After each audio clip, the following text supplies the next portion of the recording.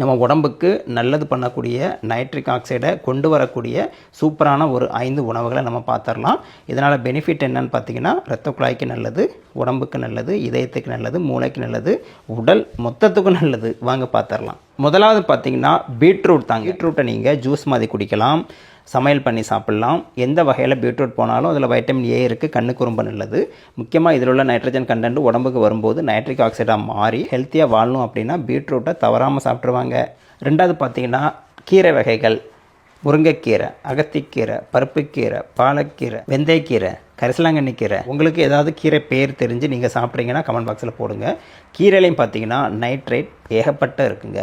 Nitric ஆக்சைடை உடம்புல அதிகப்படுத்தி சூப்பராக நம்ம உடம்புல ரத்த ஓட்டத்தை இன்க்ரீஸ் பண்ணுது. அப்போ இந்த கீரைகளில் உள்ள பெனிஃபிட்டே அலாதி தான். மூணாவது பார்த்தீங்கன்னா உடம்புல நைட்ரிக் ஆக்சைடு இன்க்ரீஸ் பண்ணுறதுல மாதுளம்பழம் முக்கியமான பங்கு வைக்குதுங்க. இது சூப்பரான ஒரு ஆன்டி ஆக்சிடென்ட். மாதுளம்பழத்தை ஓப்பன் பண்ணோம்னா விதையாக இருக்கும்ல, அதான் நம்ம சாப்பிட்றோம். மேலே ஒரு தோல் மஞ்சள் கலரில் இருக்கும், அது அல்சருக்கு மிகச்சிறந்ததுங்க.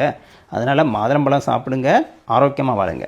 நாலாவது பார்த்தீங்கன்னா பூண்டு, கார்லிக். பூண்டு நம்ம சமைச்சு சாப்பிட்றோம், சமையலில் சேர்க்குறோம். பச்சையாக சாப்பிடாதீங்க, கொஞ்சமாக லேசாக பொன்னிறத்தில் வறுத்து சாப்பிடுங்க, ரொம்ப நல்லது. டெய்லி ஒரு 4 பல்லு பூண்டு சாப்பிட்டு வந்தீங்கன்னா ஹார்ட் அட்டாக் வரக்கூடிய வாய்ப்பு கம்மியாகும். ரத்த நாளங்கள் நல்ல விரிவடைஞ்சு ரத்த ஓட்டம் உடம்பு ஃபுல்லாக அதிகமாகி சூப்பராக நம்மளை வாழ வைக்கும். அதனால் பூண்டு ரொம்ப முக்கியமான விஷயம், சமையலில் கண்டிப்பாக சேர்க்கணும், சுட்டு கூட சாப்பிட்லாம். அஞ்சாவது பார்த்தீங்கன்னா வாட்டர் மெலன் சொல்லக்கூடிய தர்பூசணி, தர்பீஸ் அப்படின்னு சொல்லுவாங்க. என்ன சிரிக்கிறீங்க வாட்டர் மெலன் சொன்னோன்னே? ஓகே, வாங்க விஷயத்துக்கு வருவோம். ரொம்ப நார்ச்சத்து நிறைந்தது. தண்ணீர் தாங்க இதில் 95% மேலே தண்ணீர் தான் இருக்குது. உடம்புல நீர் தேவையை பூர்த்தி பண்ணக்கூடிய தர்பூசணி பழத்தில் பார்த்தீங்கன்னா ஆன்டி ஆக்சிடென்ட் நிறைய இருக்குது. உடம்புல உள்ள கழிவுகள், அழுக்கு எல்லாத்தையும் வெளியேற்றுது. தர்பூசணியில் எல் சிட்ருலின் அப்படின்னு சொல்லிட்டு ஒரு பொருள் இருக்குங்க. இது நம்ம உடம்பே நைட்ரிக் ஆக்சைடை தயாரிக்கிறதுக்கு உதவி பண்ணுது, நம்ம உடம்பை ஃபேக்ட்ரியாக மாற்றுது. அப்போது இயற்கையிலேயே நம்ம உடம்புல நைட்ரிக் ஆக்சைடு ஜாஸ்தியாக ப்ரொடியூஸ் ஆனால் எதுக்கு நம்ம வெளியே இருந்து வாங்கணும், கடன் வாங்கணும் இல்லையா? தர்பூசணி ஒரு சூப்பரான பழம், கண்டிப்பாக சாப்பிடுங்க, என்ஜாய் பண்ணுங்கள் தர்பூசணியை.